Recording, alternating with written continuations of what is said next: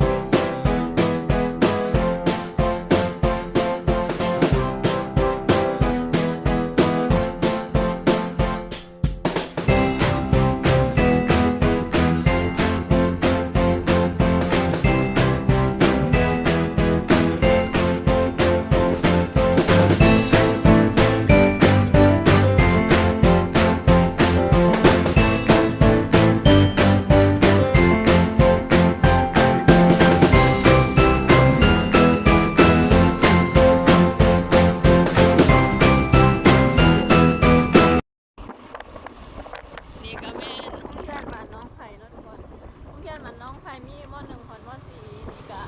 แม่นห้องเรียนที่น้องอันเรียนอยู่นั่นแหละทุกคนห้องเรียนของน้องอัน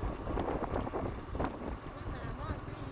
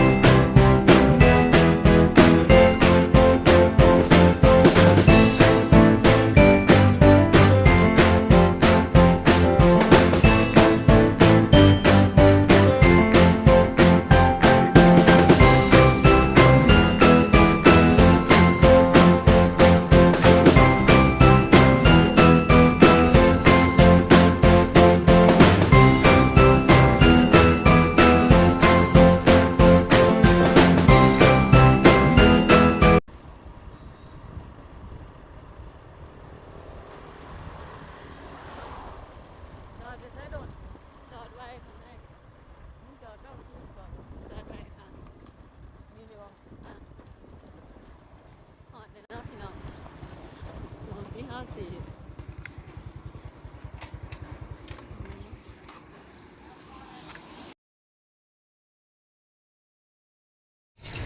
ตอนนี้เฮาก็ออกมาเนาะพี่น้องเฮาเอาเงินแล้วเฮาก็สิเดินทางเมื่อวันนี้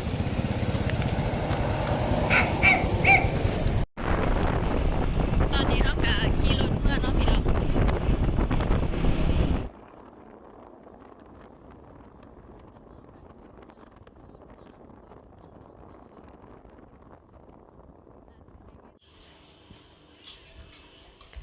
มาแบสื่อเพอเนาะพี่น้อง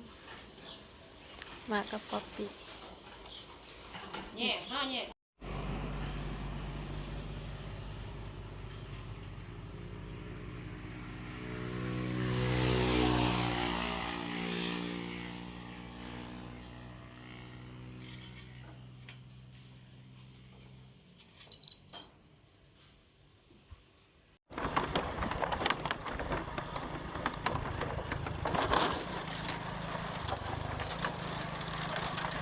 หอดตัวว่าหน่อยเนาะพี่น้อง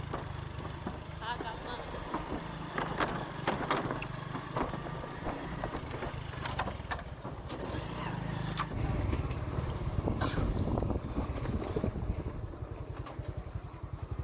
คอยหนึ่ง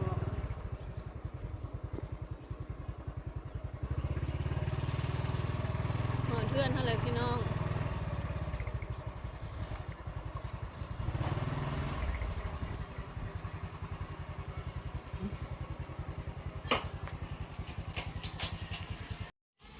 มาหอดเพื่อนเนาะพี่น้องซื้อเพิ่มมาให้อีเมนับ32ส่งแบร์ซื้อเพิ่มกับป๊อปปี้ ว่าอันนั้นเราบริจาคเราแบบว่าที่อันนั้นเขาหมดซื้อเยอะนะถ้วยเท่าไรเขากินกระถ้วย15เด้2ถ้วยกับ30เอาก้าวบ่อนก็เกลียดเลย อย่างนี้ก็ลืม แซ่บบ่แม่นี่เนาะทุกคนซื้อมาให้อีเมกินถ้วยหนึ่ง15,000ลบเกลียดผู้ซา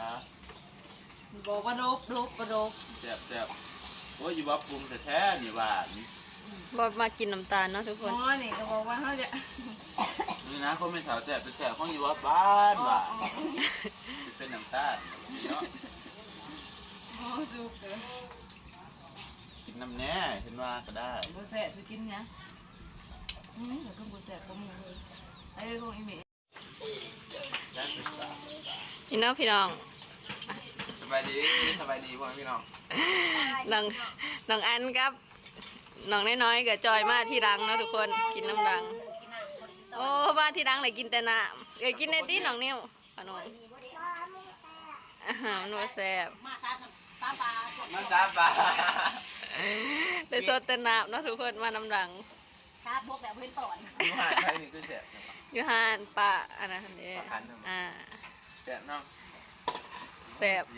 บ่ได้ปรุงอีหยังนะหาเอากะซื้อก็เอามาเลย แต่ว่าคลิปนี้ก็สิเบิดเงิน กินข้าวเนาะพี่น้องกินก่อยกระปอมซีมือบ่าวซุกเนาะพี่น้อง พี่น้องเด้อติดตามคลิปอยู่ต้องมาทุกเด้อแซ่บ ติดตามคลิปที่2บ่าวซุกด้วยพี่น้องก่อยกระปอมรสชาติก็แซ่บเนาะทุกคนพอค่อยกินนะค่อยชิม มากินกันด้วยพี่น้องเด้อคนหิวข้าว กำลังกินข้าวเที่ยงๆเนาะพี่น้องกินข้าวครอบครัว ดีแต่อันนี้เนาะ ก่อยกระปอมยั่วๆจ้าตัวนี้ก็ขัวไข่ ขอใครห้องใครคือ คอยแล้วจิ๊แล้วมึงเก่ง คือหวานนะใครบอกครับคือหวาน ยัง มันหวานทามหวานทามน้ำตาลมันใช้คนมีใส่ข้างนอกกับเกลือ หวานมะขามมะขามมันแนวนี้มะขาม